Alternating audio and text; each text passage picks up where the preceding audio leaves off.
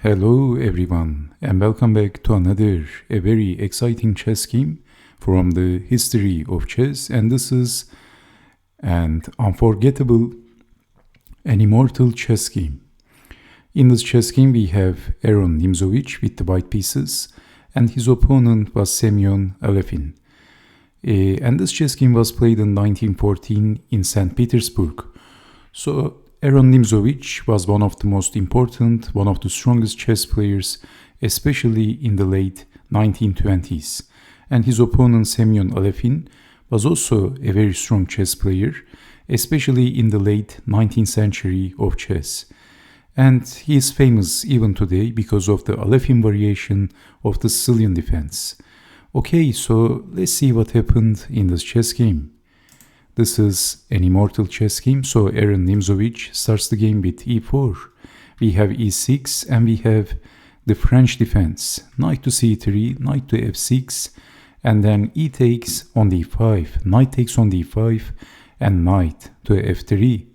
We have c5, so charging at the center.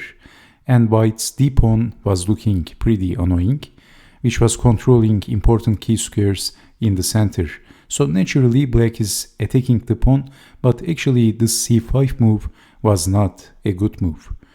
In this position, a developing move, something like knight to c6 or bishop to b4 should have been considered. But c5 is not a good move. Knight takes on d5, queen takes on d5, and then developing the bishop to e3. C takes on d4. Finally capturing the pawn in the center, knight takes on d4, and then a6, so defending on b5, bishop to e2 by Aron Nimzowitsch. So basically he's sacrificing the pawn on g2, and in this position Semion Alapin made a mistake. He captured the pawn, queen takes on g2, stealing a pawn. The consequences are going to be grievous. These are the words of Aron Nimzowitsch. The consequences of this move is going to be heavy. And then Nimzowitsch played bishop to f3. Let's take it back to the critical moment. In this position, instead of capturing the pawn, pushing the e-pawn.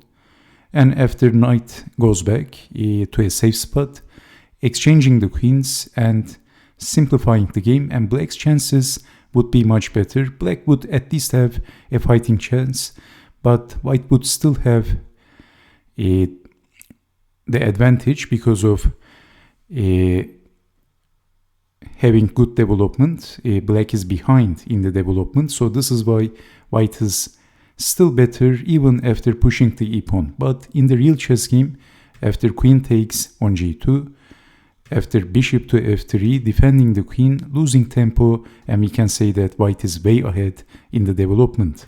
Queen to d2 after e5, attacking the very annoying, the very dominant knight in the center. So black wants to develop the knight after moving the knight. Maybe knight to c6 is possible.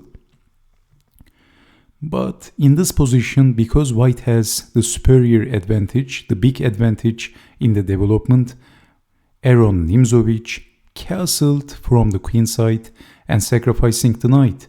What a move. White's advantage in development is so great.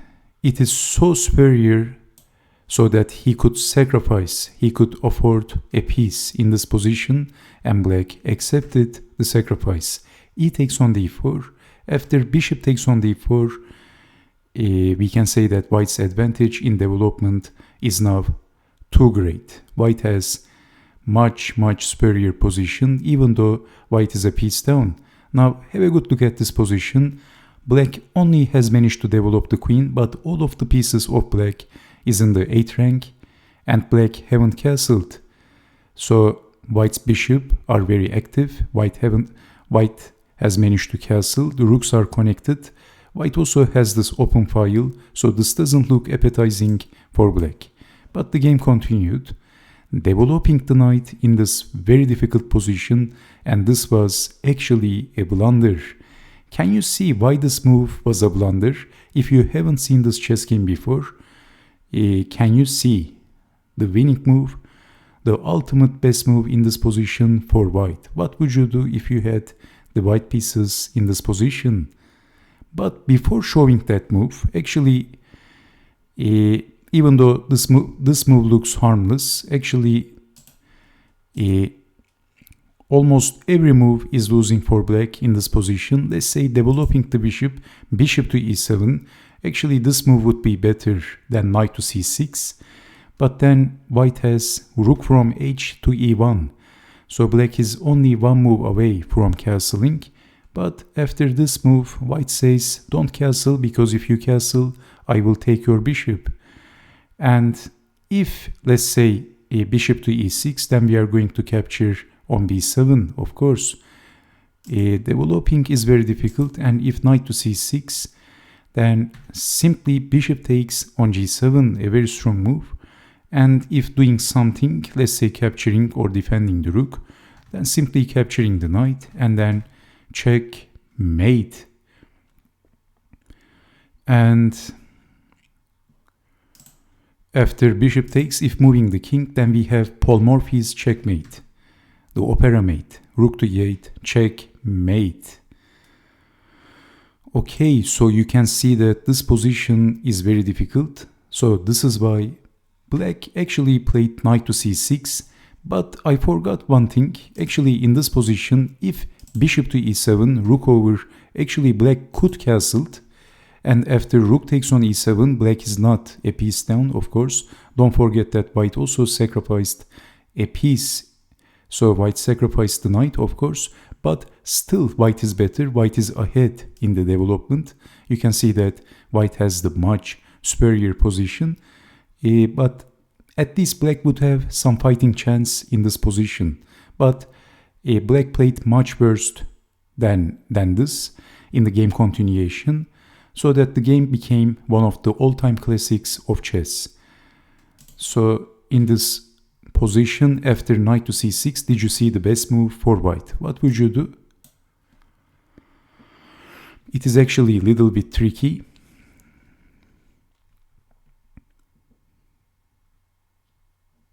Okay, so the move is bishop to f6. Did you see this move? If you haven't seen this chess game before, if you have seen this move, well done. This is the move by Aron Nimzowitsch. And this is the top engine move, the ultimate best move. And black simply captured the bishop, queen takes on f6, and this is the only move that doesn't lose instantly. But in this position, if capturing the bishop, then capturing the knight. And this is a nightmare for black. If capturing the bishop, then black is getting checkmated. And there is not much you can do in this position. So, and if bishop to e7, let's say ignoring that, then simply capturing the knight check. And then checkmate, sacrificing the queen and checkmating the king. And if bishop to e6, then capturing the knight, eliminating the defender, and then checkmating the king. So bishop to f6 was a very strong move indeed.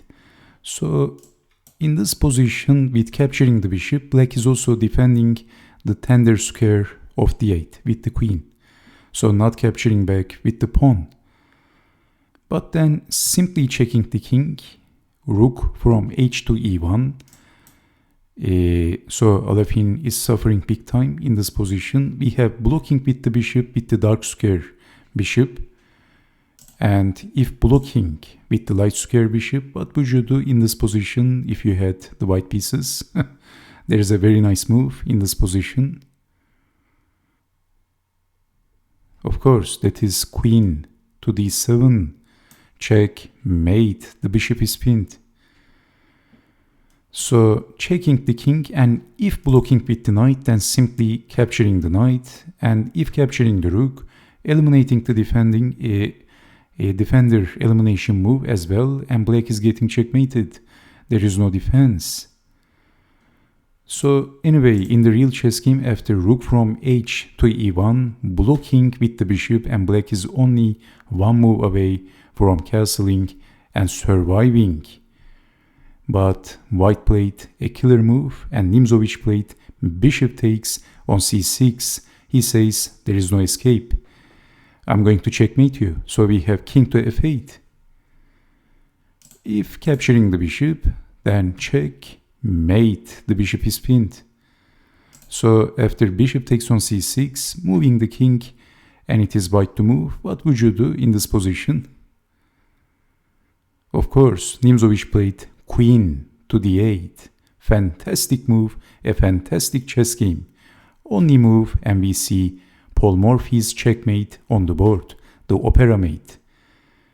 What a game. After rook to e8, Aron Nimzowitsch checkmated his opponent in the same style of Paul Morphy in the Opera House chess game.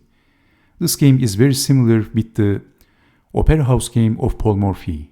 And what do you think about this chess game? So this was an immortal chess game of Aron Nimzowitsch against Semion Alapin.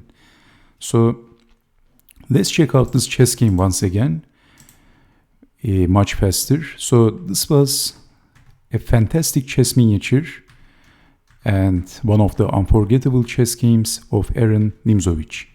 So he always had the upper hand, he always had the advantage because of being ahead in the development, and bishop to f6 was a fantastic move, and then rook check, and then bishop takes, king over, check, and then check, mate, the opera mate. So thank you so much for watching, and I hope to see you next time with more interactive chess games.